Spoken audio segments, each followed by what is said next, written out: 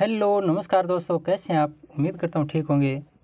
Tricky I am with NL study में आपका पुनः स्वागत है दोस्तों। साथियों, आज हम शिक्षा शास्त्रीय मुद्दे भाग 2 है, उसका अगला लेसन पढ़ने जा रहे हैं, मूल्यांकन मापन से संबंधित। दोस्तों, मूल्यांकन का अर्थ होता है सीखने के अनुभवों से बालक में जो व्यवहारगत परिवर्तन होते हैं उनका परीक्षण करना, निर्णय लेना या निष्कर्ष निकालना ही मूल्यांकन है। कोई बच्चा कक्षा 7 में है, उसने 7वीं कक्षा की परीक्षा दी, 100 नंबर की परीक्षा हुई थी, लिखित परीक्षा।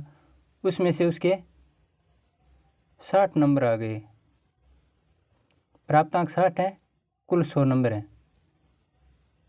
तो ये 60 नंबर आए हैं, ये एक मापन है। परीक्षा में 100 में से 60 नंबर आए, ये एक मापन है। जबकि पूरे वर्ष में विद्यार्थी ने ये 100 नंबर में से हो सकता है 50 नंबर ले आया हो विद्यार्थी, लेकिन अन्य गतिविधियां उसकी स्कूल के प्रति, गुरुजनों के प्रति, समाज के प्रति, उनमें वो बच्चा किस प्रकार से था, वो सारा का सारा आकलन घर, समाज, विद्यालय, शिक्षा के प्रति जो भी उसका, यानी किताब से हटकर जो अदर एक्टिविटी हैं उनमें वो बच्चा कैसा था, ये सारा का सारा आकलन प्लस ये 100 में से 60 नंबर, यानी लिखित और अदर क्षेत्र में जो भी उसने हाव प्रदर्शित किए हैं, अपना योगदान दिया है, वो सारा का सारा आकलन मूल्यांकन कहलाता है। तो मूल्यांकन और मापन में अंतर होता है थोड़ा। मूल्यांकन की विशेषताएं, मूल्यांकन में वैधता होनी चाहिए, विश्वसनीयता होनी चाहिए। वैधता का मतलब होता है मूल्यांकन की एक वैधता। कई बार बच्चों के दिमाग में नहीं आती है कि वैधता आखिर है क्या। तो मूल्यांकन की एक वह मात्रा है मूल्यांकन की, जहां उसकी शुद्धता, योग्यता, विशेषता या तथ्य का मापन किया जाता है। अभी बता रहे थे ना, ये मापन और मूल्यांकन, इनमें फर्क है। तो मापन में तो ये आता है, जबकि मूल्यांकन में सारा का सारा क्षेत्र आ गया। अब यहाँ मापन किया जाता है शुद्धता, योग्यता, विशेषता, पूरा का पूरा, जिसके लिए उसकी रचना की गई है। यहाँ हमें पूरी लाइन से कोई मतलब नहीं है, हमें इतना याद रखना है, अगर वैधता शब्द आ गया तो ऑप्शन में कहीं ना कहीं मापन मिलेगा। प्रश्न में मापन आ गया तो ऑप्शन में कहीं ना कहीं वैधता मिलेगा। तो वैधता को मापन से रिलेटेड कर दो, उत्तर सही होगा आपका। बस। विश्वसनीयता, विभिन्न परीक्षकों द्वारा जांच करने पर भी प्राप्तांकों में कोई अंतर नहीं। कई कहते हैं ना कि उसने, मेरे नंबर तो इतने आ रहे थे लेकिन गुरुजी ने कॉपी जांचते समय भेदभाव किया, इसलिए मेरे नंबर कम दे दिए और मेरे साथ वाले के नंबर ज़्यादा दे दिए। अगर ऐसा होता है तो वो विश्वसनीयता में कमी है, और ऐसा नहीं होता है तो विश्वसनीयता बनी रहती है। यहाँ कई बार समस्या आ जाती है। शिकायतों के निपटारे के लिए विभिन्न परीक्षक जब जांच करते हैं, कोई एक विद्यार्थी कॉपी है, उसकी हो सकता है उसके 100 में से 60 नंबर आए, उसने शिकायत कर दी कि नहीं, मेरे तो 70 नंबर आने वाले थे जबकि 60 क्यों आए, ये गुरुजी ने बदमाशी की है मेरे साथ। तब दूसरे गुरुजी अगर चेक करते हैं कॉपी को, तब उनके द्वारा भी 60 नंबर ही आते हैं। चाहे 2 गुरुजी, 5 गुरुजी, कितने गुरुजी जिन्होंने भी जांची कॉपी, सभी के द्वारा 60 नंबर ही दिए गए। तो इसका मतलब उस कॉपी को जांचने में विश्वसनीयता थी, कोई भेदभाव नहीं था। तो विभिन्न परीक्षकों के द्वारा जांच करने पर भी प्राप्तांकों में यदि अंतर नहीं आता है तो विश्वसनीयता बनी रहती है। समग्रता, व्यापकता, यानी मूल्यांकन करते समय पूरा का पूरा पाठ्यक्रम है उसको ध्यान में रखते हुए फिर मूल्यांकन करना चाहिए। वस्तुनिष्ठता, वस्तुनिष्ठ अवैध विकल्प बहुविकल्पीय परीक्षा होती है ना, वो एक प्रश्न का एक उत्तर होना वस्तुनिष्ठ, जबकि उसकी यह विशेषता वस्तुनिष्ठता कहलाती है। एक प्रश्न का एक उत्तर होता है वो वस्तुनिष्ठ प्रश्न होते हैं, जबकि उनकी यह विशेषता क्या कहलाती है? वस्तुनिष्ठता कहलाती है। इसमें किसी प्रकार के कोई भेदभाव करने की गुंजाइश नहीं रहती है, क्योंकि ऑप्शन अगर सही है तो है, चाहे कोई भी जांच ले, तो इसमें विश्वसनीयता बनी रहती है। व्यवहारिकता, मूल्यांकन वास्तविक होना चाहिए, व्यवहारिक होना चाहिए, ठीक से होना चाहिए। मानकीकरण उसके अपने मानक हैं निर्धारित किए हुए, उनका अच्छे ढंग से प्रयोग होना चाहिए। विभेदकारिता, मापन है, मूल्यांकन है, उसमें विभेदकारिता होनी चाहिए। कैसे? जैसे कोई विद्यार्थी है, एक विद्यार्थी के 100 में से 80 नंबर आ रहे हैं, दूसरे के 50 नंबर आ रहे हैं, तीसरे के 60 नंबर आ रहे हैं, तो ये विभेद हो गया, यानी एक जैसे नहीं है। लेकिन कई बार हम प्रश्न पत्र बनाते समय या कोई प्रश्न पत्र बनाया हो उसको परीक्षा में जब प्रयोग में लेते हैं तो उस प्रश्न पत्र को हल करने के बाद लगभग विद्यार्थियों के समान नंबर आते हैं। 80 नंबर एक के हैं तो दूसरे के 79 हो जाएंगे, तीसरे 81, करीब करीब सभी के 80-81 नंबर आते हैं, तो इसका मतलब उस पेपर में विभेदकारिता नहीं है। तो पेपर या मूल्यांकन इस प्रकार से होना चाहिए जिसमें विभेदकारिता हो। अंक विभाजन भी होने चाहिए पाठों के। उपयोगिता होनी चाहिए मूल्यांकन में। स्पष्टता होनी चाहिए, किसी प्रकार से कोई भेदभाव नहीं होना चाहिए, पूर्ण रूप से स्पष्टता होनी चाहिए। आगे सामाजिक अध्ययन में मूल्यांकन के उपकरण एवं प्रविधियों का वर्गीकरण किया गया है। किस प्रकार? एक तो परिमाणात्मक या संख्यात्मक प्रविधियाँ होती हैं, एक गुणात्मक प्रविधियाँ होती हैं। तो परिमाण नाम से हमें पता चलता है कि परिमाण आखिर क्या होता है। इसके 3 रूप हैं: लिखित परीक्षा, मौखिक परीक्षा और प्रायोगिक परीक्षा। अर्थात जो परीक्षाएं होती हैं वे परिमाणात्मक होती हैं। लिखित परीक्षा किस प्रकार से होती है? वस्तुनिष्ठ भी तो होती है, जिसमें सत्य असत्य वाले प्रश्न आते हैं, मिलान चिन्ह वाले प्रश्न आते हैं, बहुविकल्पी प्रश्न आते हैं, रिक्त स्थान पूर्ति वाले प्रश्न आते हैं। ये लिखित परीक्षा के अंतर्गत आते हैं। और अति लघुत्तरात्मक प्रश्न भी आते हैं, लघुत्तरात्मक प्रश्न आते हैं, निबंधात्मक प्रश्न, ये सारे के सारे लिखित में। और वस्तुनिष्ठ लिखित है, लेकिन इसमें कई बार अलग से प्रश्न पूछ लेते हैं कि वस्तुनिष्ठ परीक्षा में कौन से प्रश्न नहीं आते हैं। तो सत्य असत्य, मिलान चिन्ह, बहुविकल्पी, रिक्त स्थान और अति लघुत्तरात्मक दे दिया, तो अति लघुत्तरात्मक उसमें नहीं आते हैं, ऐसे याद रखना थोड़ा। फिर आता है गुणात्मक प्रविधियाँ। लिखित और मौखिक आप जानते ही हैं,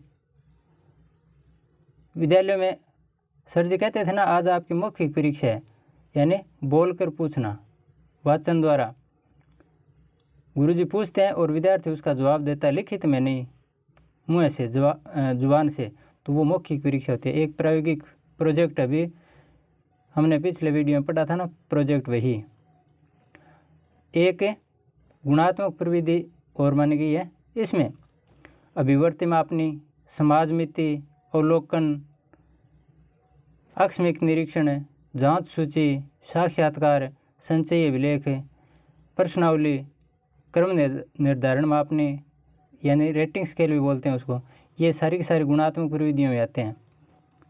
ये अपने अवलोकन देखना, समाज मिति, समाज से संबंधित अभिवर्ती कैसी होती है बच्चे की अभिवर्ती, उसका मापन करना, संचय अभिलेख, बच्चे का जो पीछे का इतिहास कैसा रहा है वो उसके बारे में जानकारी, साक्षात्कार लिया जाता है बच्चे से, जांच सूची में जांच की जाती है, आकस्मिक निरीक्षण, एकदम से औचक निरीक्षण किया जाता है, प्रश्नावली यानी प्रश्नों के माध्यम से जांच करना, ये सारे के सारे इस प्रकार के गुणात्मक प्रविधियों में आते हैं।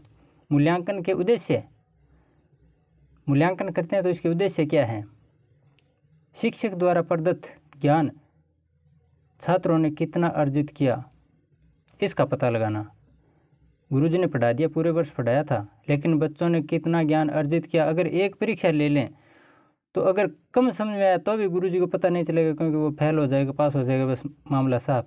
तो इसके लिए बीच बीच में परीक्षाएं, कोई मौखिक परीक्षा, कोई टेस्ट है, कोई अर्धवार्षिक परीक्षा, त्रैमासिक परीक्षा, इस प्रकार से मूल्यांकन के ही भाग हैं सारे के सारे। तब पता चल जाता है कि विद्यार्थी किस टॉपिक में, किस विषय में कमज़ोर है। तो जिसमें कमज़ोर है उसका फिर आगे दोबारा गुरुजी ज़्यादा दबाव देकर अच्छे ढंग से अध्ययन करवाते हैं। तो इस प्रकार बार बार अध्ययन से अंतिम समय जब एक वर्ष पूरा हो गया तब वार्षिक परीक्षा होती है और एकदम से बच्चा तैयार होकर परीक्षा देता है और उत्तीर्ण होता है। तो ये शिक्षक द्वारा प्रदत्त ज्ञान छात्रों ने कितना अर्जित किया, इसका पता लगता है मूल्यांकन के द्वारा। पूर्व निर्धारित उद्देश्यों की प्राप्ति किस सीमा तक हुई, यह भी ज्ञात किया जाता है। गुरुजी जब क्लास शुरू होती है, कक्षा जुलाई में कक्षाएं शुरू होती हैं, तो गुरुजी उद्देश्य निर्धारित कर लेते हैं कि अब की बार हमें इस विषय में बच्चों को इस प्रकार से पढ़ाना है। वो सारे के सारे उद्देश्य अपने दिमाग में रखते हैं या लिखित में लिख लेते हैं, कई तो लिखित में लिख लेते हैं, और जब मूल्यांकन किया जाता है तब उनको पता चलता है कि हमने जो उद्देश्य निर्धारित किए थे उन उद्देश्यों की प्राप्ति हो रही है या नहीं। तब फिर वो दोबारा कोशिश करके उन उद्देश्यों को, अगर कमी है तो पुनः कोशिश करके उनको प्राप्त करने की कोशिश करते हैं। तीसरा, शिक्षक शिक्षण पद्धति, शिक्षण विधियों, पाठ्यवस्तु, पाठ्यपुस्तकों तथा शैक्षिक सामग्री की उपयुक्तता की जांच मूल्यांकन के माध्यम से की जाती है। छात्रों की क्षमताओं का पता मूल्यांकन के द्वारा लगाया जाता है। छात्रों की कमजोरियों का पता लगाना भी इसके द्वारा होता है तथा कमजोरी अगर है तो उसमें सुधार किया जा सकता है। छात्रों के व्यवहार में होने वाले परिवर्तनों का पता मूल्यांकन के द्वारा लगाया जा सकता है। तो इस प्रकार ये उद्देश्य निर्धारित किए गए हैं। ब्लूम व उसके साथियों ने 1956 में शिक्षण उद्देश्यों को 3 भागों में विभाजित किया था। ये तारीख पूछ लेते हैं किस वर्ष में, 1956 में, और एक मॉडल बनाया था ब्लूम ने। इस मॉडल के अनुसार उद्देश्यों का 3 भागों में विभाजन ज्ञानात्मक पक्ष, भावात्मक पक्ष और क्रियात्मक पक्ष 3 बताए थे, ज्ञानात्मक, भावात्मक और क्रियात्मक। ये क्या होते हैं हम आगे और पढ़ेंगे तब अच्छे ढंग से समझ में आ जाएगा। मूल्यांकन आयाम के 3 सोपान, जिसे ब्लूम का मूल्यांकन उपागम भी कहते हैं, ये कौन कौन से हैं? नंबर 1, शैक्षिक उद्देश्यों यानी ज्ञान, बोध, अनुप्रयोग, ज्ञान, बोध, अनुप्रयोग आदि का निर्धारण करना। शैक्षिक उद्देश्यों में क्या होता है? ज्ञान, बोध और अनुप्रयोग, इनका निर्धारण करना। अधिगम के अनुभव, अधिगम के अनुभव यानी गुणवत्ता तथा मूल्य का सर्जन, ये प्रदान करना मूल्यांकन के अंतर्गत है। ये सोपान बताए थे किसने? ब्लूम ने। एक तो शैक्षिक उद्देश्यों का निर्धारण करना, दूसरा अधिगम अनुभव प्रदान करना और तीसरा व्यवहार परिवर्तन करना। ये मूल्यांकन के 3 सोपान बताए थे। पाठ्य योजना, ये हमने बताया था ना, गुरुजी शुरू में निर्धारित कर लेते हैं अपने उद्देश्य, तो वो पाठ्य योजना के अंतर्गत ही आते हैं। पाठ्य योजना का आयोजन 3 चरणों में किया जाता है। पूर्व क्रियात्मक, अन्योन्य क्रियात्मक तथा उत्तर क्रियात्मक। ये शब्द पढ़ने पर ही हमें पता चल गया। पूर्व पहले, उत्तर बाद में, और अन्योन्य जो बच्चों के साथ क्रियाकलाप किए जाते हैं तब, तो पहले, बाद में और पढ़ाते समय, शिक्षण के समय। इस प्रकार ये 3 चरण माने गए हैं पाठ्य योजना के। पूर्व क्रियात्मक चरण में क्या होता है? किसी अध्यापक के कक्षा में पढ़ाने से पहले किए जाने वाले समस्त क्रियाकलाप तथा आयोजना, ये पूर्व क्रियात्मक चरण के अंतर्गत आते हैं। पाठ योजना इसी पूर्व क्रियात्मक चरण का ही एक भाग है। 3 चरण बताए थे, पूर्व क्रियात्मक, अन्योन्य क्रियात्मक और उत्तर क्रियात्मक। तो पूर्व क्रियात्मक में जो अध्यापक अपनी योजनाएं बनाते हैं वे सारे के सारे इसी पूर्व क्रियात्मक के अंतर्गत आते हैं। पाठ योजना इसी से संबंधित है। पाठ योजना के विभिन्न उपागम बताए गए हैं। हर्बर्ट ने अपनी पंचपदी में बताया था, ब्लूम ने भी बताया था, NCERT ने भी बताया।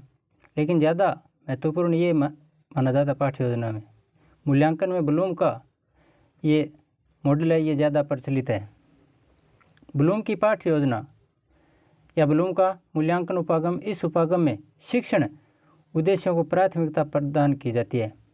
शिक्षण के जो उद्देश्य हैं उनको प्राथमिकता प्रदान की जाती है। इसमें शिक्षण की समस्त क्रियाएं, जो भी क्रियाकलाप होते हैं वो सारी की सारी क्रियाएं शिक्षण उद्देश्यों की प्राप्ति पर केंद्रित होती हैं तथा शिक्षण उद्देश्यों की प्राप्ति से छात्रों के व्यवहार में हुए परिवर्तनों का मूल्यांकन किया जाता है। इस प्रकार हम मूल्यांकन से संबंधित मुख्य बातें इस लेसन में हम पढ़ कर आए हैं। तो आज इस वीडियो में बस इतना ही। मूल्यांकन काफ़ी बड़ा चैप्टर था, इसमें और नहीं, जो शेष बचा है वो हम अगले पार्ट में, तीसरा पार्ट और लेके आऊँगा इस शिक्षा शास्त्री मुद्दे भाग 2 का, उसमें बताएंगे। आज के लिए बस इतना ही। जय हिंद, धन्यवाद।